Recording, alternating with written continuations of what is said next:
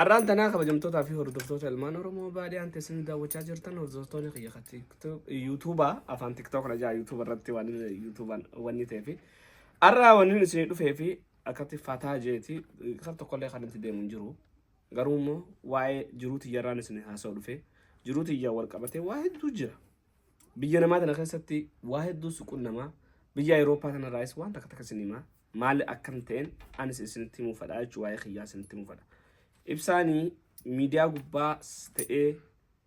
asirraa akkatti tiktook irraa isa akka dhiichisu jaaladheeti miti isin galee siistamaan na godhe yeroo sanitti waan san mara siistamaan na godhe siistama itti gabbee deemuu hin dandeenye siistama bakka barbaadamaa keessa hamaa keessan ture jechuudha sii galee sanii fi haga siistamni Awurooppaa naa galutti dirqama miidiyaa irratti ol ba'a jechuudhaan karaa miidiyaatti ol ba'ee lamfee masallee jeetii miti nan tapha dhagee akka nama tokkotti dhageetti argadde. Dhageetti argadhe keessatti immoo takkaat illee nama itti miidheen beeku akkasuma immoo aadaa tiyyaa fi maalummaa kiyya mul'isu irratti takkaa if duba deebi'een beeku ani ilma Harargeetii miti sii galee Harargeen guutuutti maqaa Harargummaa kana nurratti faanii janna malee ani ilma naannawa godina Carcar jedhamu jira godina Harargee lixaa jedhan kana gartee ilma saniiti. Amma wanni takka waan hedduu jira waa'ee kanaan wal qabateeti waa'ee kanaa bal'inaan irraa siyaasa garuu ammaaf immoo ilma Harargeeti beekadhu ammas rabshaan dhaabini an ilma Harargee Oromiyaa keessatti yoo isaabamne ilma Harargeeti an Harargee ofin jechuun fadhan maaliif beektani ilma Oromootti amana malee Harargee Arsii Shawaa Wallagga maarree wanni jedhamu kun hin jiru ana sammuun tiyya keessatti akkasitti fudha waan ta'eef haa ta'u garuu akka godinatti yoo isaabban ilma Carcarii Carcar jechuun waa'ee jaalalaa Harargee jaalalaa tana uummata santu qaba. Uummata kanaatu barsiisa. Uummata Harargee kana uummata kabajaa fi jaalalti achiin burkite. Nama arrabsuun hin jirtu. Akkasuma immoo haadha wal arrabsuun hin jirtu naannoo keenyatti hedduu dhoorgadhaas seeraluu nama qaxxaayisaa gubaallee akka malee maarreen dhalaan akka malee jaarsatumtuun hin jirtu. Karaa keenya san akka naannoo amala Arsii walitti qabatamas gabbarri shamarran isaaniitis qaaliidha. Waa'ee kanaa keessa seenuu duratti waa'uma jiru Awurooppaa tanatti nas deebi'a. Awurooppaa keessatti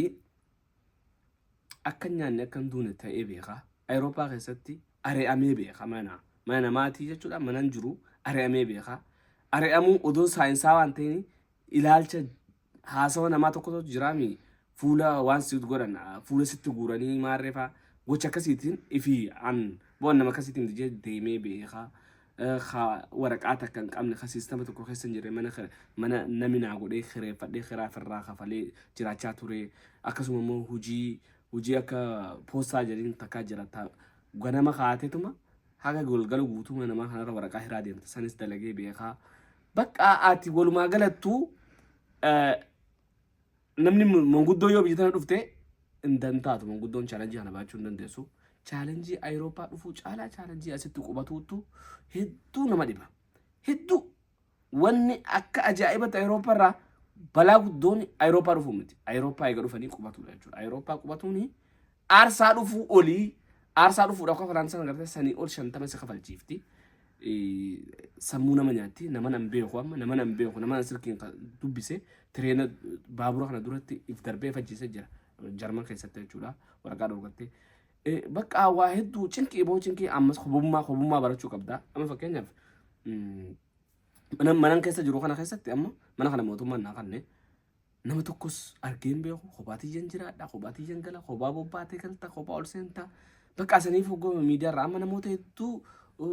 miidiyaarra dhufanii warroota biyya Faranjii jiran jettanii akka dhufee rabbashoo kana nan beeka irraan kaadhu maaliif jennaani rakkoomtuu keessa jiran namaa walitti dhiyaatuudhaaf namni mana tokko keessa mana namaa kireeffadhee ammas saaloona namaa kireeffadhee galee beekan sii galee abbaa manaa saniini baatii lama fattoo lagarraa barra anuu manaan ba'u bara anuu manaan ba'u baatii lama wal agarra innaa ma dalagaa deema hoggeenni dhufee irraa futtiin jira hoggeenni bo'oo irraa futtiin jira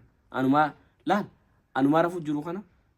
namatti anumaa rafuu jiru dhufaa eegalaa ni rafaa odoo inni hirribaa ka'een deemnen arraa futtiin jira inni ka'ee deema bakka walumaa wal agarroo jechuu baatii sadifatti wal agarree maalitti irtooliin jenna mana tokko keessa jechuudha jiru biyya tanaa hedduu kabbaadii keessafuu ammas maallaqaa wal qabatee hoo wayi maallaqa moo